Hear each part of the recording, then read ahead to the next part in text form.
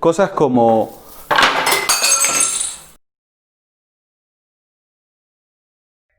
if you like food, you're a chef, an entrepreneur, or you just want to improve your food photography skills with your smartphone, stay on this video because I'm going to share with you some tips that could help you to take your photos to the next level.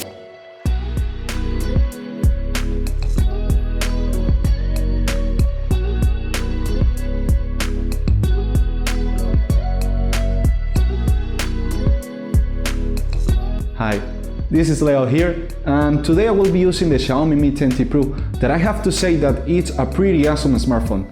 I'm going to share with you what I usually do to take my food photography.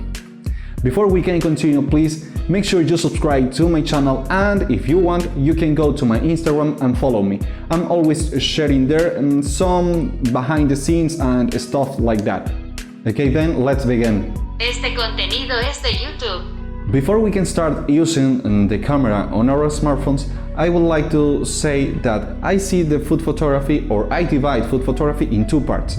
The first one is the product or the food, and the second one is all the scene. Maybe you already know, the food is the main protagonist, is where the viewer's gaze should be directed. And the other part that doesn't belong to the food directly is, in fact, the part that helps us to give the message and give a direction to the photography. Now let's see how can we create the scenes. To build this scene, we can use backdrop or background, since this adds some relief and textures and some unique aspect to the photography. If you don't know how, I will upload soon a deeper video talking about this and how to make your own and where to find the materials. If you want something easier or you don't have the time, you can easily go and print some textures, but make sure your images are large or big quality, because you will print them and you don't want them to be pixelated. If you don't have any time, you can check out for some cool surfaces that you may have around your house. We also going to need stuff like this. Yes, props, a lot of props.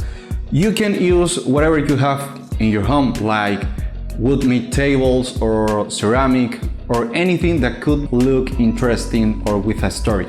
But if you don't have any of these in your home, you can easily go to your local market or a retail or something like that, wherever you can find some cool stuff to show in your pictures. We already know what elements we must have to improve our food photography.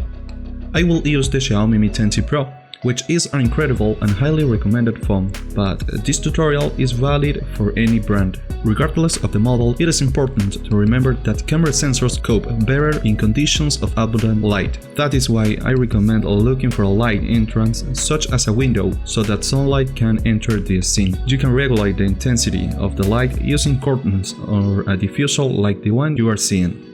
Photography is a two-dimensional plane, so we should try to give a sense of depth and volume to our photos, to enhance textures and give our food a more lively appearance. The way to do it is by creating shadows in our scene. In this drawing, I'm going to show you in which position to place the product in relation to the direction of the sun. Forgive my drawing skills, please. What you see here is the sun. I'm going to put it aside. And now this is our backdrops. This one here smiling is you. Here I will place a hamburger as an example of the product. As you can see, the sun is on the right emitting its light and creating shadows on the other side of the product, giving it volume. The same happens if we place the sun now on the left side. And in the same way, if we place the sun behind the product, we will be able to cast the shadows in the front. Now, if we place the sun behind us pointed at the product, we will not be able to see the shadows, which will make our scene look flat and boring, without volume or depth. That you should avoid. I will use the default app of the Xiaomi Mi 10T Pro, but the concepts that we handle here are the same, only that some functions or names could change. You can take photos in automatic mode. In fact, it's quite useful when we are learning, but you must activate the option to show grid, which is a representation of the rule of thirds.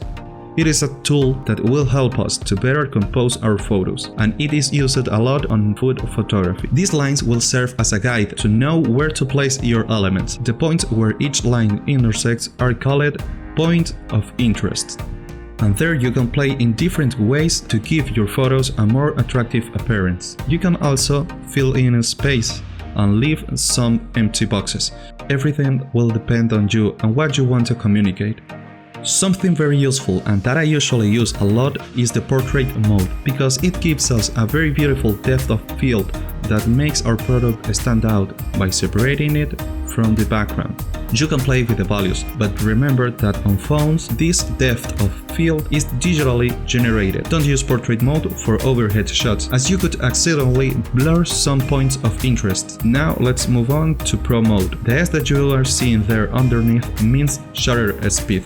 The shutter speed is translated as the number of seconds that the sensor will receive light. For example, 10 seconds, 1 second, a half of a second, or even 2,000 of a second.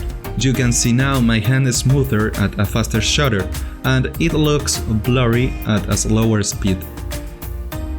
Let's see in another way.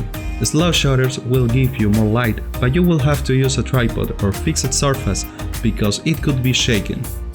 And a fast shutter will give you less light, but you will be able to freeze movements such as a falling drop. Now we go with the ISO. It's the same as the sensitivity that the device will have to receive the light. This one is easier to understand. The lower the value, the smaller the amount of light and the greater the sharpness. If the ISO value is higher, then you will receive much more light, but you will lose the quality of the photo. This is quite useful when the light is low and you don't have a tripod to lower your shutter speed. In Pro mode you can leave the shutter speed and ISO in automatic mode, and so the system will be the one who calculates the best exposure. Then, by holding down your finger against the screen, you can lock those values and take a lot of photos with the same exposure. I also recommend shooting in RAW mode, because it is a more complete file format that you can take better advantage, but remember that it will take up more space on your phone. The next function that I usually use is Focus Pick, which shows us in red which are the points that are most in focus. And the other function that is very useful is the exposure verification, and this tool is great because it shows us with these white and red lines where the photograph is burning, that is, where we are losing information due to excess light. So knowing that, we should adjust the values to expose correctly the photo. Now you will have to practice over and over again. Finally, the angles to take the photo, you can use the ones you prefer the most and which attract to you.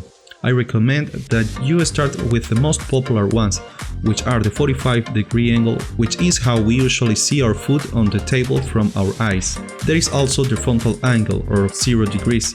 These two angles mimic what we see every day and are very attractive because they enhance the dimensions of our food.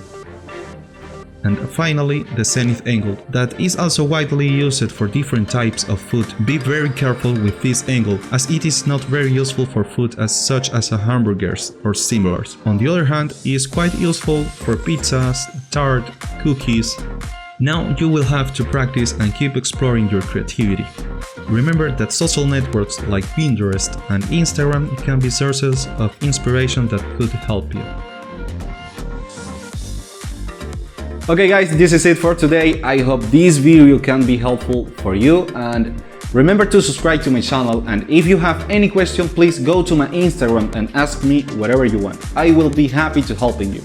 In conclusion, I have to say that the Xiaomi Mi 10T Pro is a pretty awesome smartphone, and it can be very helpful for amateurs and for professionals as well. I hope see you in the next one. Bye bye.